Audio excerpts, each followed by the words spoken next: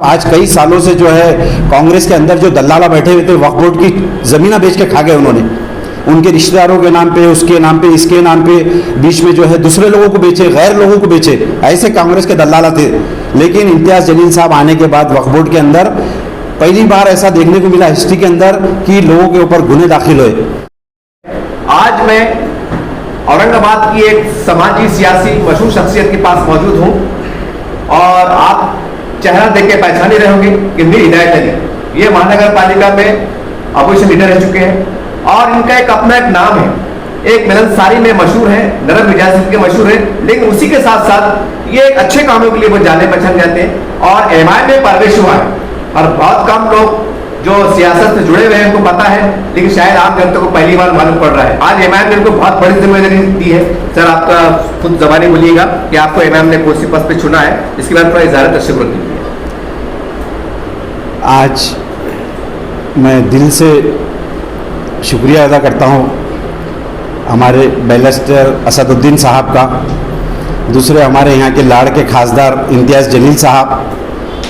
Doctor Ghaffar Qadri साहब, शारिक नक्शबंदी साहब और जिला अध्यक्ष समील साजिद बिल्डर साहब। ये पार्टी के ज़िम्मेदार है, इनका मैं शुक्रिया अदा करता हूँ क्योंकि ख़ास तौर पे इन्होंने जो मुझे वाइस प्रेसिडेंट शहर का बनाया है और इंशाअल्लाह अल्लाह ने चाहा तो पोस्ट का मेरे लिए कोई बड़ी बात नहीं है, अल्हम्दुलिल्लाह अल्लाह का शुक्र है। लेकिन जो बड़ी इन्होंने जवाबदारी दी है हमारे ऊपर पार्टी ने, एमआईएम पार्टी ने, तो ज़्यादा से ज़्यादा काम करके लोगों को जोड़ने की कोशिश करेंगे और आने वाले जो इलेक्शन रहेंगे तो इंशाअल्लाह ज़्यादा बड़ी बात तो नहीं करते, लेकिन ऐसे लोग आएंगे कि एक पार्टी का जो है तो नाम रोशन करना, ऐसा इंशाअल्लाह हमारी कोशिश रहेगी। सर, आप देखते हैं कि हमने देखा है पिछले आपकी कारदगी जब आप कांग्रेस में हुआ करते थे तो आपके बीजेपी से, शिवसेना से, तमाम सियासी के जो लीडरान है उससे बड़े अच्छे मरासिम थे और हम समझते हैं आप जब तक आप कांग्रेस में रहे आपका वार्ड का कोई काम रुका नहीं, बल्कि शहर के बहुत से काम रुके नहीं। फिर आखिर क्या वजह है कि आपको कांग्रेस पार्टी छोड़ना पड़ा और आपने एमआईएम में आने का सोचा, इसके बारे में थोड़ा बताइए। असल में कैसा है, कांग्रेस पार्टी के अंदर 20 साल से थे हम और यहाँ जो है तो कोई दूसरा था नहीं। और सबसे बड़ी वजह यह है छोड़ने की कि कांग्रेस पार्टी के अंदर जो बैठे हुए हैं आरएसएस के लोग, छुपे दुश्मन, आज बीजेपी हमारी खुली दुश्मन है, लेकिन कांग्रेस पार्टी के अंदर जो छुपे हुए हैं आरएसएस के लोग, ये बहुत घातक रहते, ये आस्तीन के सांप रहते, ये जाहिर नहीं होने देते, लेकिन जहाँ अपना अगर समझो अपनी बारी आती है अपना आगे बढ़ चढ़ के जो है काम करने की या अगर हमारे को कुछ मिलने की, तो उस टाइम जो है ये सांप जो है तो फन मारने की कोशिश करते। और ये सांप जो है यानी आरएसएस के जो अंदर बैठे हुए अस्तियों में, ये लोगों ने बहुत नुकसान करे कौम का। बाद में अल्हम्दुलिल्लाह अल्लाह इनको अच्छा रखे, असदुद्दीन साहब को जिन्होंने औरंगाबाद शहर के अंदर आने के बाद जो है बिल्कुल पहली बार जो है लोगों ने उनको साथ दिया और 26 सीट आए थे उनके। उस टाइम भी हम कांग्रेस से लड़े थे लेकिन 2400 वोट लिए थे, कांग्रेस पार्टी के नहीं, सिर्फ हमने हमारे एक शख्सियत के ऊपर जो है तो 2400 वोट लोगों ने दिए थे। लेकिन अल्हम्दुलिल्लाह चलो अल्लाह ने उस टाइम हमारा किस्मत में नहीं था, उसको हमने कबूल कर लिया और अल्लाह का शुक्र है। लेकिन वो भी 5 साल हम खामोश नहीं बैठे, अल्लाह ने जो जैसा हमारे पास कोई आया काम लेके हमने उसका काम बिल्कुल करके दिए, क्योंकि हम ये सोचते कि भाई अपने को अल्लाह ने खिदमत के लिए उतारा है तो हम बिल्कुल दिली जान से खिदमत करेंगे। सर, हम देखते हैं कि क्योंकि आप सियासी शऊर ज्यादा रखते हैं इसलिए मैं आपसे सियासी गुफ्तगू करने में जा रहा हूँ। यूपी चुनाव के बाद और महाराष्ट्र में कुछ उथल पुथल होने के बाद बराह रास्त आपकी पार्टी पे बीजेपी की बीट होने का इल्जाम लगता है, आरोप लगता है। तमाम ऐसे हालात में एक जैसा दिल दुखता है, एहसास से कमतरी के अंदर दुखता है, तो कैसा लगता है एक संघर्ष करना आगे बढ़ना? सर, इसमें कैसा है, यूपी चुनाव में जो हुआ तो वहाँ पे सबसे बड़ी जो हार हुई उसमें हमारे लोगों का बहुत बड़ा हाथ है। यानी हमारे मीन्स जो हमारे कौम के जो बोलते हम बहुत बड़े लोग हैं, उनकी गलती ये हुई कि उन्होंने बस सेकुलर करे, ऐसा करो वैसा करो, जैसा यहाँ पे लोगों ने करे थे कि भाई एक दिल्ली से पूरा वन साइड आके वोटिंग दिए थे। अगर यूपी के लोग अगर समझो वन साइड, भले हमको तो मालूम था बीजेपी आने वाली है, वहाँ पे 100% बीजेपी आने वाली थी, लेकिन मौका अल्लाह ने ऐसा दिया था कि कम से कम हमने वहाँ एक जगह हमारी पूरी मुंडिया आके बताना था, तो कम से कम 5 से 7 सीट हमारी 100% आती थी। लेकिन किस्मत ख़राब हो लोगों के, आपस में जो है ना इत्तेफाक़ बड़े बड़े लोगों के बहकावे में बहक गए। हमारे वहाँ के जो उलमा इकराम के बयान आ रहे थे कि भाई आप ऐसा करो वैसा करो, सेकुलर के साथ रहो, तो वो उसमें क्या हो गया, कुछ मायावती कुछ ये कुछ वो, ऐसा हो गया हमारे वोट डिवाइड हुए और उसका पूरा पूरा फायदा जो है इनका। सर आपने देखा है, आपने कादर साहब इम्तियाज साहब का वीडियो कवर किया है और कादर साहब ने ऑल मीडिया से कहा है कि महाराष्ट्र में कांग्रेस है, राष्ट्रवादी, शिवसेना, हम इनके साथ युति करना चाहते हैं। मैं इसके अंदर एक बुनियादी बात ये बोल दूं कि शिवसेना, खाजा साहब का अपना खुद का बयान है और तारीख के अंदर बहुत कुछ लिखा हुआ है, आप आपको बहुत बेहतर जानते हैं कि बाबरी मस्जिद की शहादत में काफी नाम दोषों से आ रहा है। उसके बाद भी आकर ये सेकुलर पार्टी जो अपने आप को कहती है, खासकर कांग्रेस, राष्ट्रवादी, ये शिवसेना से अलायंस करती है। और जबकि एमआईएम का हम समझते हैं कि जहां तक हमें भी इल्म है मीडिया वाले, कि इन्होंने ना कोई मंदिर गिराया, ना कोई चर्च गिराया, ना कोई ऐसी बहुत बड़ी बात की। तो आखिर क्या वजह है कि ये लोग एमआईएम को खरीद नहीं कर रहे हैं, इससे दूरी इख्तियार करें? इसकी बुनियादी वजह क्या समझते हैं आप सियासतदान होने के हैसियत से? सब असल में क्या है, हमारे जो लाड़के जो खासदार है इम्तियाज जलील साहब, उन्होंने बहुत अच्छा ऑफर दिए थे कि भाई ठीक है, अगर समझो आप बोलते ना बीजेपी दुश्मन है, बीजेपी की बी टीम है, बीजेपी को ये सपोर्ट करते, तो इससे बड़ा ऑफर और क्या होना था इनको। जो खासदार साहब ने खुद होके चल के दिया कि भाई एक काम करो, जो 3 टायर के ऊपर बैठे हुए हैं उसको चौथा टायर लगाओ, आप तरक्की करो, कार में घूमो। लेकिन उनकी किस्मत खराब है, उसको अलग अलग तरीके से मोड़ दिए, पूरे नेशनल न्यूज़ बना दिए उसको। हालांकि इन्होंने तो बहुत अच्छा वो करे थे इम्तियाज भाई ने, मगर उसको ऐसा बहु बनाया उन्होंने कि नहीं, हमको तो ऐसा बना दे रहे, एक अछूत बना दे रहे, हमारे साथ कोई आना नहीं, हमको नज़दीक नहीं आने देंगे। इनको बीजेपी चलती, सब चलती, यानी इसका मतलब ये सीधा सीधा जो है तो खास करके जो है मुस्लिम से जो है तो इनके दिलों में नफरत है। सर आप देखते हैं कि क्योंकि आपका ताल्लुक बहरास औरंगाबाद, तारीख शहर औरंगाबाद से है, तो कुछ पुरानी यादें, आप कांग्रेस में थे, राष्ट्रवादी में थे, बहुत ही अलायंस के साथ चलते थे, तो कुछ ऐसी बातें,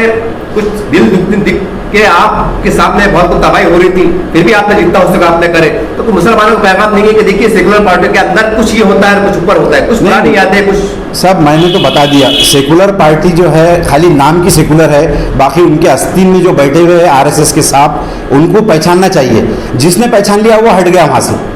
और एक नहीं, ऐसे बहुत हादसे है कि जो जहाँ अगर हमको फ़ायदा पहुँचाने की बात आई कि वो झट अपना सांप निकल के बैठ जाता वहाँ पे, नहीं ऐसा नहीं, ऐसा करो। तो वो ये जो है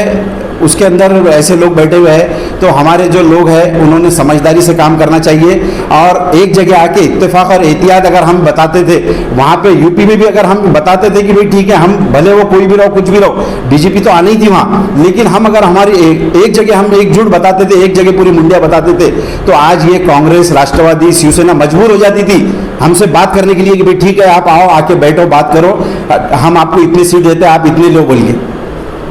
सर आप देखते हैं कि महाराष्ट्र के हमारे उद्धव ठाकरे जी ने एक बहुत अहम बयान जारी किया था इम्तियाज साहब के वास्ते के औरंगजेब की मजार पर झुकने वालों को हम कबूल नहीं करेंगे। और हम देखते हैं हमारे महाराष्ट्र के इतिहास को उठा के कि कुछ जगहों पर हमने देखा है कांग्रेस के, राष्ट्रवादी के, तमाम अदर पार्टी के लोग कहने के भाई उर्स के बहाने से या कुछ दौरे के बहाने से औरंगजेब रहमतुल्लाह की मजार पे जाते हैं, वहाँ जो भी फातिहा खानी करते हैं, तो क्या उनको दिखाई नहीं देता कि लोग भी कहने के वहां उनसे वापसता है? तो आखिर का इम्तियाज जलील महाराष्ट्र में औरंगजेब रहमतुल्लाह लोग मानने जाने वाले सब असल में कैसा है, हिस्ट्री मालूम ही नहीं औरंगजेब रहमतुल्लाह अलैह की इनको। अगर ये लोगों को सही हिस्ट्री अगर मालूम रहती थी तो इस किस्म की ये बात ही नहीं करते थे कोई भी। इनको अगर सही हिस्ट्री अगर मालूम पड़ रही, वो ख़ास करके उनको एक मुसलमान बोल के, लेकिन उनके आसपास जो लोग थे पूरे उनके लोग थे, सब वहाँ पे संभालने वाले, उनके सीधे हाथ दावे हाथ पूरा सब, यानी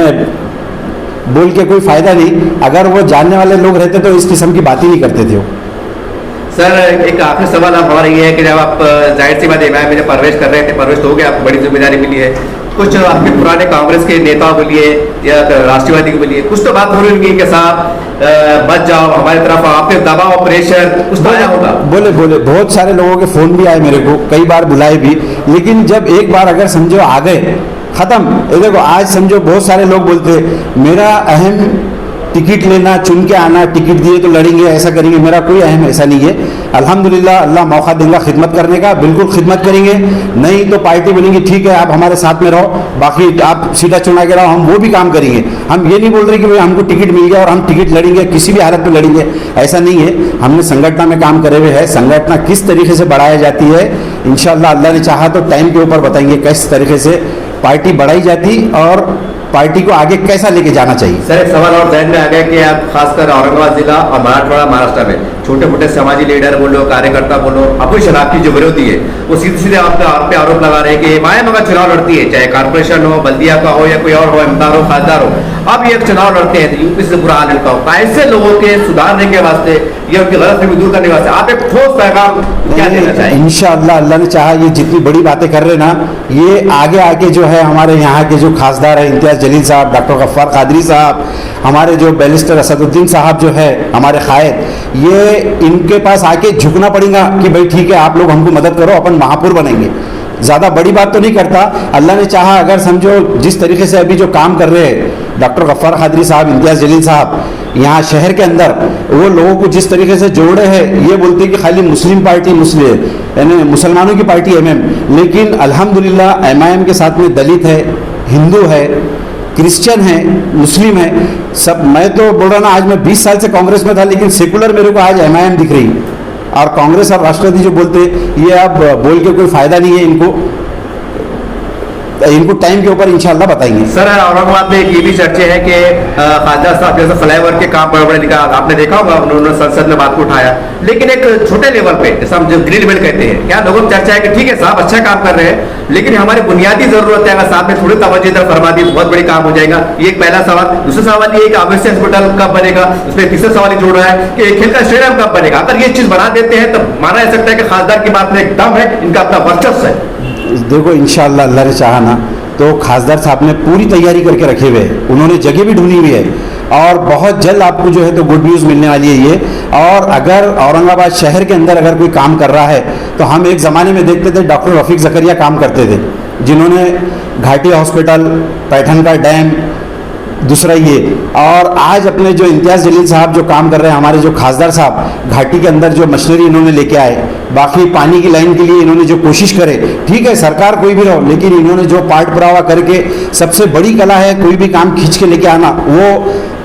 आदमी के कैटेबल के ऊपर समझ में आता है कि किस तरीके से वो काम खींच के लेके आते। और अल्हम्दुलिल्लाह अल्लाह का शुक्र है हमारे जो लाड़ के जो खासदार है उन्होंने कोई कसर छोड़ा नहीं। और अभी तो 2 काम तो इतने बड़े करे साहब, आज कई सालों से जो है कांग्रेस के अंदर जो दलाला बैठे हुए थे, वक्फ बोर्ड की ज़मीनें बेच के खा गए उन्होंने,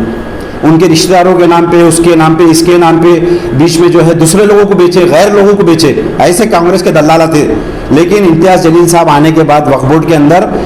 पहली बार ऐसा देखने को मिला हिस्ट्री के अंदर कि लोगों के ऊपर गुने दाखिल हुए। दूसरा काम, पंत प्रधान योजना जो है, यहाँ पे कितने थे साहब, इतने 80,000 83,000 लोगों ने फॉर्म भरे थे और उनको यहाँ सिर्फ घर दिए थे 350। उन्होंने जो वहाँ बात करे, यहाँ का कलेक्टर, कमिश्नर, डिविजनल कमिश्नर, इनको जो दिल्ली बुलाया गया, बुलाने के बाद इनको सामने खड़े रह गए, इनको जब परेड हुई इनकी, तो बाद में आज अल्हम्दुलिल्लाह अल्लाह का शुक्र है 55,000 60,000 घर का जो है आज लोगों को देने का काम चालू है। महानगर पालिका के अंदर बहुत स्पीड से काम चल रहा है। कल मैं गया था और डिपार्टमेंट में कई लोग आ रहे, लोग लेके आ रहे पेपर, हमारा नाम है, हमारा ये दो, नहीं तो आज ऐसा हो गया था कि 300 350 में लपेट डाले थे हमारे।